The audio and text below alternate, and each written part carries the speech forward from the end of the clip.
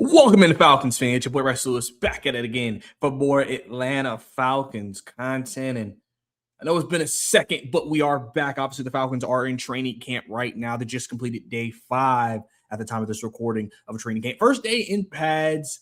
So obviously, that's always one of the more exciting points in the training camp session. And some good reports coming out of that. We'll talk about that today on the podcast. And realistically, I'm just going to go through some different things, give my take on the quarterback situation, the Bijan situation, the receiver group. Zachariah Branch continues to stand out of that core. Obviously, the right tackle position still a concern. And then on the defense, who's standing out? Obviously, Harold Perkins, getting some reps with the ones. He's a guy that people have been keeping an eye on through training camp as well. And just how I feel like the training camp period so far has just been very calculated. I think Kevin Stefanski and this new regime clearly have came in with a plan. And it's a plan that I think could benefit the Falcons long term. So we'll talk about that today on this episode. I appreciate you guys tuning in. If you enjoy this episode, subscribe to the channel, like the video, leave a comment down below for more Falcons content. You can follow me on Twitter at Bricey_2K as well. So we're going to go ahead and dive right into it. So obviously, like I said, Falcons training camp, day 5 done. Training, pads done, everything like that. Not pads done for the day. And really the biggest thing for me through the first 5 days overall has just been, like I said, a plan.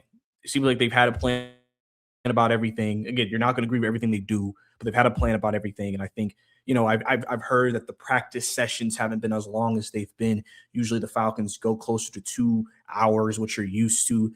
First few days, a lot of hour, 15, 20-minute practices. So obviously Kevin Stefanski and every team goes through this challenge of not trying to put too much on the players to make sure they get to opening day as healthy as possible, but at the same time feeling like you have enough time to implement your system and implement what you're trying to build and create there, which it feels like Kevin must feel like they're in a good spot with this ramp-up period that they went through. And we've obviously have a lot of situations that we've been looking at, people have been discussing in camp. And I think before I dive into some of those situations, I just think that everything has seemed more clear overall. And I think that's something that is maybe something that lacked during the Raheem Morris era of the Atlanta Falcons. So, that's obviously a, positive sight to see, obviously, as they continue to get through another week of camp before going into the first preseason game in a week. So, we'll start with the quarterback position first, obviously, because coming into camp, Michael Penix not fully cleared, probably will not be cleared for another, 3 weeks now. Obviously, he said he's going to meet with his doctor before the season. He's, even though when you watch Michael Penix in some of these videos, him working out with the quarterbacks, et cetera, it looks like he's fine. He's playing cautious. Obviously, he understands this is his 3rd knee surgery. Can't rush the process, right? And then you have Tua Tagovailoa, who came into camp with a strained back, and he's slowly kind of been involved. Like, didn't practice the first and did individual and stuff. Really hasn't done that many team drills. Today was the first day he did 11 on 11s, but he didn't take all the snaps and he didn't take all the possessions. He's still splitting with Jack Strand, which obviously I'll talk about him in a minute. But it kind of goes into my first point with this situation. And one of my good colleagues, friend of the show, Joe Patrick from 92.9 A Game, talked about it too. Really, through the first few days of practice, in terms of this quarterback situation, Tua has not separated himself from Michael Penix because of obviously him not being out there a lot. And technically, Penix, even though he's not fully cleared, has done more than Tua has during the first few days of practice. And I said this is such an interesting situation for Kevin Stefanski because I truly think even though Penix isn't cleared, I truly think he is giving Penix, through any opportunity he can get, an opportunity to show him, hey, if you get cleared, if you've just been the better quarterback through what we've done, then I need to seriously consider you being the quarterback on day 1 if we're comfortable where you are health-wise, right? And, at the end of the practice on Monday, he got an extra period. Sometimes at the end of practice, they'll do a period, usually for the young players, where they'll let them get extra reps in, stuff like that. Penix got a session today at the end of practice where he completed a beautiful deep ball to Antoine Wells for a touchdown, which is something you've kind of heard multiple times with Penix throughout the training camp portion. He's made a lot of beautiful throws in camp, and he looks a little bit better with accuracy at times, even though I believe it was Saturday that really wasn't a great day for him. It was either Friday or Saturday. I know it wasn't a great day for him, but for the most part, when he has played or practiced, he has looked good or good enough. And this was his best day when they put the pads on. So, you know, he basically, through these sessions has shown good throws. Because anyway, he can still throw the football. If you're wondering about him throwing the football, et cetera, you're seeing that. And he's looked good. And so with Tua, him not fully, being in control of everything because he's not fully healthy, it kind of, I feel like, leaves that door more wide open for Penix to potentially, really make you have to sit there and say, could it still really beat him week one?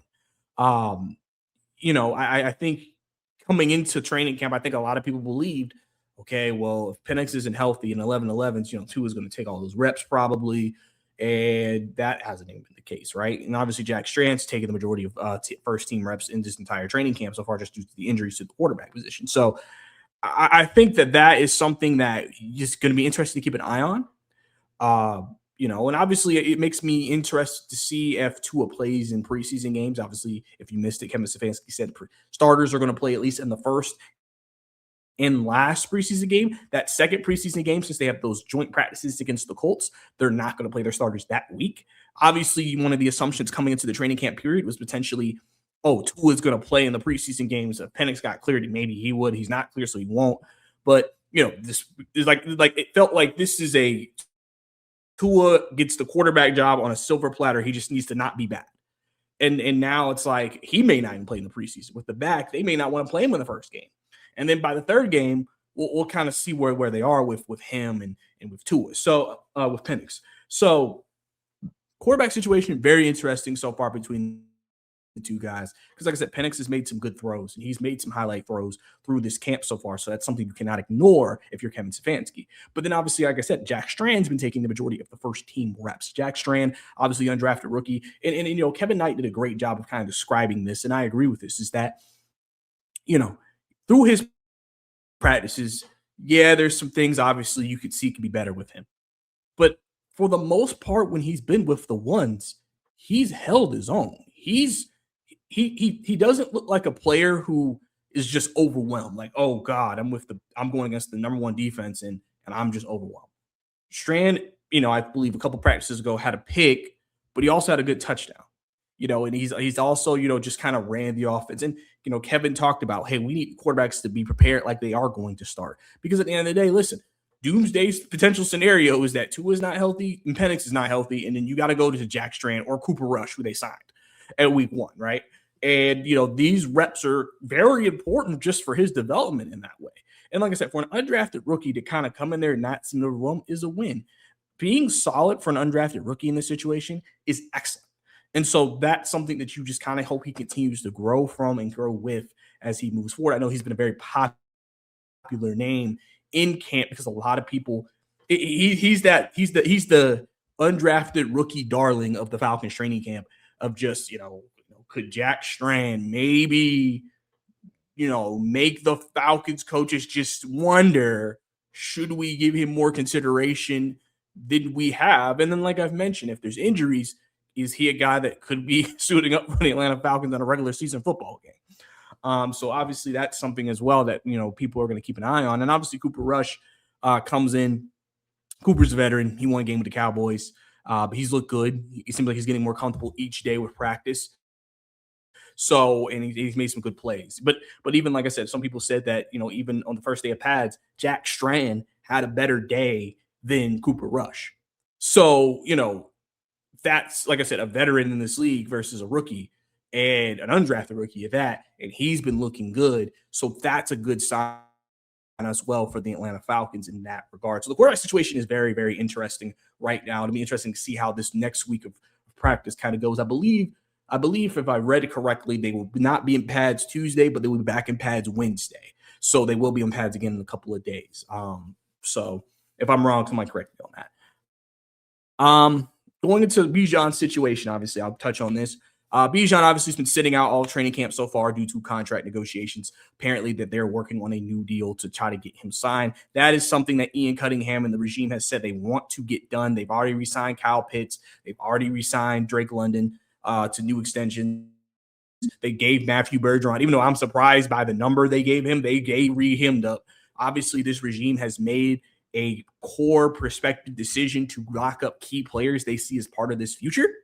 And Bijan is one of those guys. And people think that Bijan and Gibbs, who's also waiting for a contract from Detroit, could restart the running back market. And, Ricky Scoops, Mr. Ricky Scoops, came back from the dead and said we're looking at $22 to $23 million for Bijan. So we'll see what the final number actually ends up being for Bijan Robinson. But, so like I said, overall, you hate that your number one guy, running back, maybe potentially the best player on this offense, is not practicing.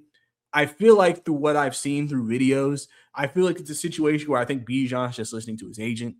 I feel like personally Bijan would be out there if I didn't have an agent, I just made a decision. I feel like Bijan would be out there. I feel like his agent is just telling him, hey, if we're going to work on this contract, we don't need you getting hurt in training camp, and ruining that. So just don't play or don't practice. And so that's what they've done. And I'm not really too worried about it. I think this situation will be resolved in another week or two. Because like I said, I think both sides are motivated to do a deal. Like for the Detroit side of things with Gibbs, Jahmyr Gibbs, I'm hearing that they're not really as active on trying to get a contract done. I feel like the Falcons want to get this deal done, and Bijan wants this deal done. It's just, they got to finalize language and different things in a contract. And so I think that's what the holdup is right now. But I do believe they will get Bijan signed here soon. Obviously, we just hope it's sooner rather than later. And listen, at the end of the day, maybe into a certain perspective, hey, he's missing some of training camp.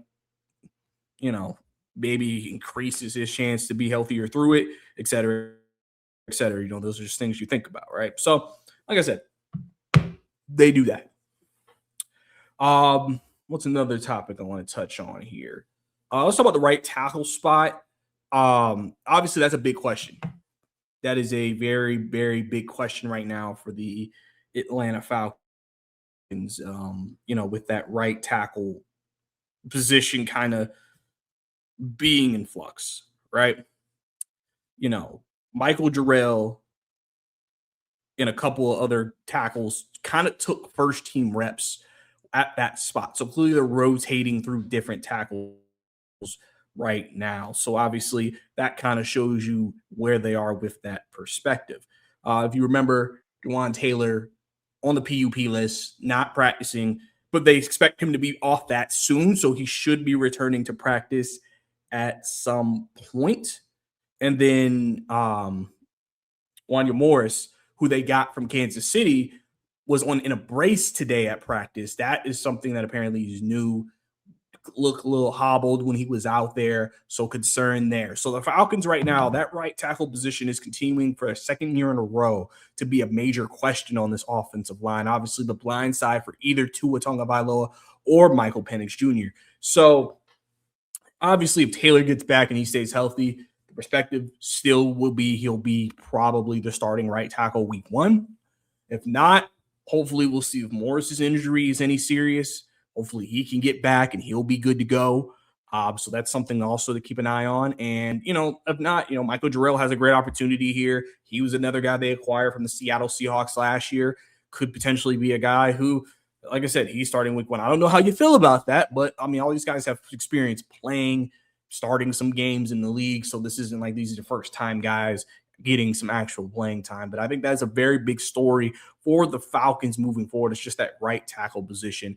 And, preseason will definitely be something I think people are going to look at. What happens at the right tackle spot? How is that looking? How do they look? Do we need to be concerned about potentially the blind sides of potentially two of the guys who could be starting at quarterback week one as well? So that is something for sure that I'm sure people will continue to report on and just give us more information about in terms of that. Let's see here. Receiver group. I was about to go with defense. We're going receiver group here. Zachariah Branch continues to really make plays in camp. Obviously, I mentioned Michael Penix making some beautiful deep balls today, and that one of them was to Branch in one-on-one drills with receivers versus corners. He's obviously, when you see him on crossing routes and deep routes, it seems like that's where Branch makes his money. Even though he's not the tallest player on the floor on the field, he's a guy who's definitely, you can see his speed, you see his ability to get open, create separation, and the quarterbacks have been able to find him and make plays. He's a guy that, like I said, a lot of people are excited about. A lot of people are excited about. He's been someone that you've kept an eye on all camp, and it'll be interesting to see how Tommy Reed's, kind of implores him in this offense. Kind of let him. I feel they're going to use him in different ways. Screens. You might see a deep shot to him. Obviously, those routes over the middle. Just anything that allows him to use his speed. Obviously, he's going to be probably the fastest player on the field in terms for a lot of matchups potentially that he has this season. And I think a lot of that's going to probably come out of the slot as well. I could definitely see them using him in motion, trying to see if they can get him a little bit get a motion, get the DB out of position to create leverage and an angle for him. So he's been really, really good just through camp, making plays, doing different things. So he's probably one of the guys who I would say most Falcons fans are excited about, and I'm excited to kind of see how he continues to do. Obviously, a lot of Georgia fans have been saying, or people who watched him at Georgia said, see, they try to make him a screen merchant. That boy running all these other routes and looking incredible. Why couldn't he do this at Georgia? My Georgia fans, if you're watching this, please answer that question. But I mean, it's a good point. Branches look good. And, I'm really impressed with how he's been through camp so far. Also, Dotson. I think he's firmly been establishing himself as a number 2 receiver this training camp. All reports have been like he's been good. He hasn't been flashy. Like, he hasn't been like making the incredible play. But just in terms of the reporting that we've seen and through the videos that I've seen, he has just been solid. He has just been a guy who makes a play, moves the chains, do different things. And that's sometimes all you really want from a guy like that. If he's truly number 3 on the receiving corps because Kyle Pitts and Drake London are above him, and you're saying I'm getting a solid player at the wide receiver 2 position who can move the chains and get first downs, and you can see him get open, create separation, I'm not mad about that. So, Dotson, he's been good through camp, really been seeing good stuff about him. I know some people wonder what he could maybe look like, long term. Is he a guy that the Falcons see as their number 2 receiver, kind of moving on forward? But mainly for the most part, I mean, he's been pretty good. He caught one of Michael Penix's touchdowns, I believe, a couple of days ago in practice. So I think he's been, like I said, I think he's been good. And like I say, he's just been involved a lot in a lot of the stuff that they've been doing in the receiver corps. Obviously, people think about, if something happens to Drake London, who could potentially step up. And I've said that he's a guy who's been kind of sneaky. I've liked him, and I think he'll do good. I think he'll do good. So he can line up outside, inside, and do different things. So Jahan Dotson continues to be a guy that looks good. Okay, so now getting to the defensive side of the ball. Obviously, I'll just start with this one first. James Pierce Jr. Obviously, he's been out there practicing. He's been working with the second team primarily, according to Kevin.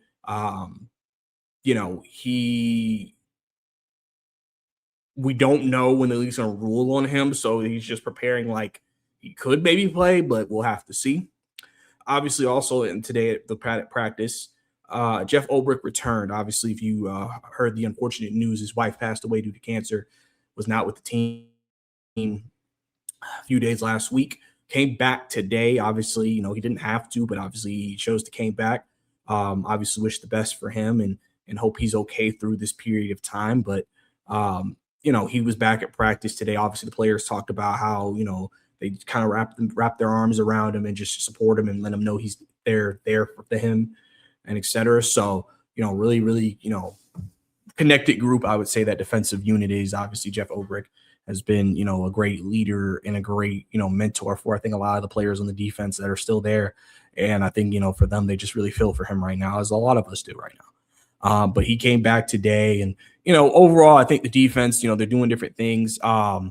Defensive line, I expect that to be solid this year. They have different guys they can rotate the pass rush. Apparently, they've been able to get some sacks in practice in 11-on-11s. Also, they've been able to suffocate the run, which also was due to Bijan not playing. So I guess they're playing more aggressively defensively because of that in 11 on 11s because Bijan's not there. So, guys like Robinson, the other Robinson, B Rob, and Tyler Goodson, and guys like that have not been able to actually like break out because of that. But, I think defensive line is going to be really good. Like I said, from Deshaun Hand to, Jalen Walker and, Brandon Dorless and et cetera, the new additions they've added this offseason. Defensive line, I expect them to be able to rotate and do good there. Like I said, Harold Perkins got some first team reps. Kevin said they're going to put some guys in different positions. And I feel like this has been mainly the fact on the defensive side of the ball where they're allowing guys that maybe you didn't see as a starter, or at least right now slotted as a starter, getting opportunities with first team and just giving them a chance to play with them, just giving them that real true open competition to see what they can do out there for sure.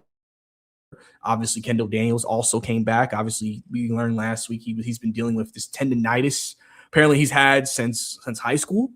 That's why he hasn't, always played and practiced and things like that. Just trying to make sure he's good. But he's been at practice the last couple of days. He's looked good. When he's been out there, you obviously can see his athleticism for sure. So those guys have been able to get some good reps. 100%. So, linebacking core, I expect it to be in much better shape than it was a year ago, just based off everything we've seen. Also, going back to the D line, Braylon Trice got first team reps today. So he's a guy who I know Falcons fans have been waiting to see what he can do for the last 2 years. He's been hurt, hasn't been able to really show it. We know the perception is he's a good run stuffer. He's good in the run game. What can he do in the pass game? And so he's someone, again, we'll continue to watch in preseason.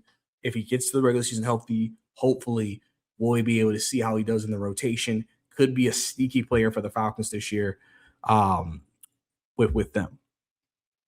So, that's always something to also keep an eye on. All right, just trying to look at some other notes for the defense.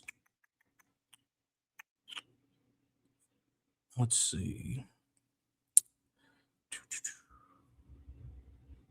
Like I said, pass rush has been good.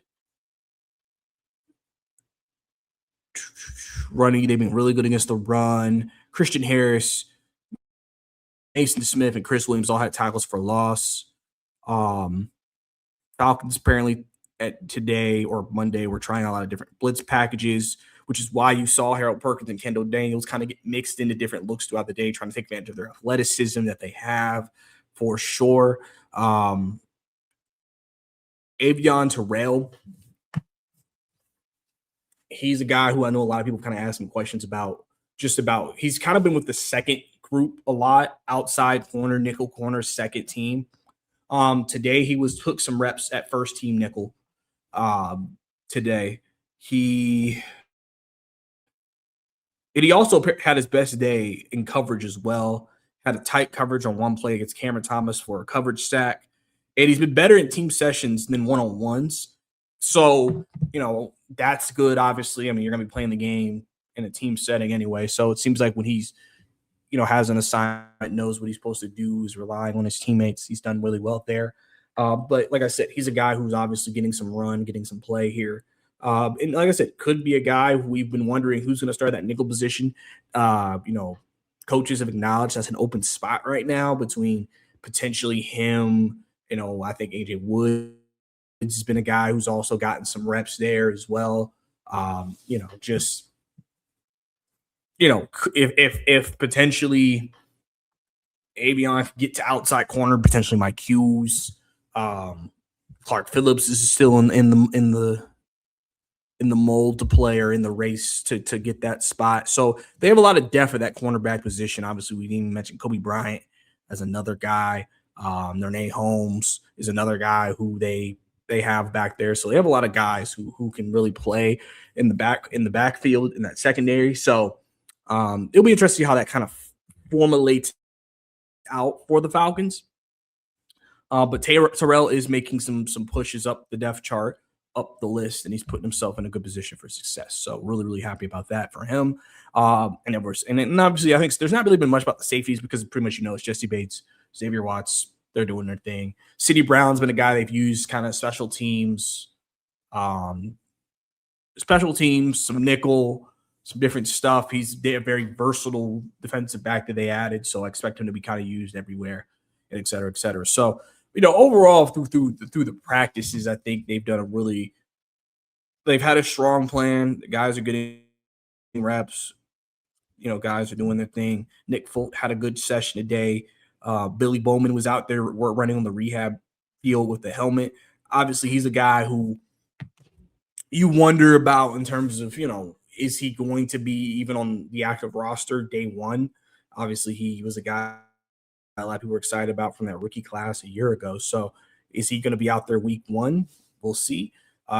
Biggest thing, obviously, you've seen with Kevin and their team is that they want guys to get healthy. He mentioned at the beginning of camp how, guys have scheduled rest days come back from injuries. And some people may question, well, why are we giving guys rest days? Again, this is just part of their process of we want to make sure they can get through training camp, not have any setbacks, and be able to be available for the team when it's all said and done.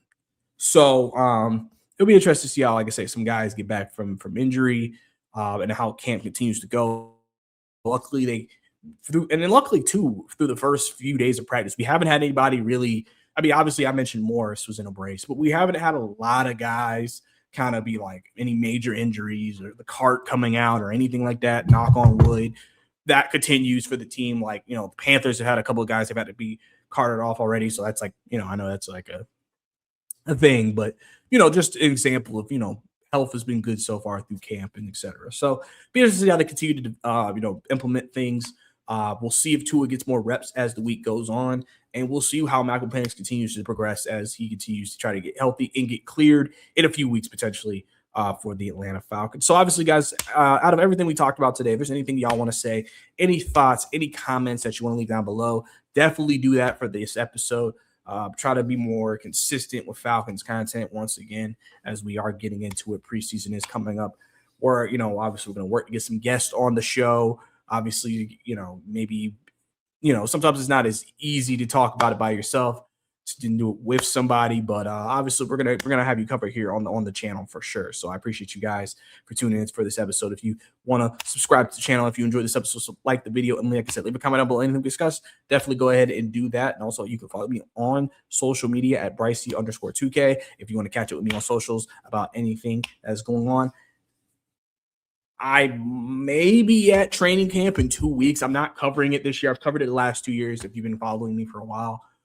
This year I can't, but I still may go there as a fan. So in 2 weeks, I've had some conversations about trying to show up. So maybe you'll see me if you go to camp in a couple of weeks, maybe for like a Wednesday practice or a Tuesday practice, probably a Wednesday practice. So I'll let you guys know if anything comes from that and et cetera, et cetera. But I think that's about it for me. It's Bryce Lewis. See you next time.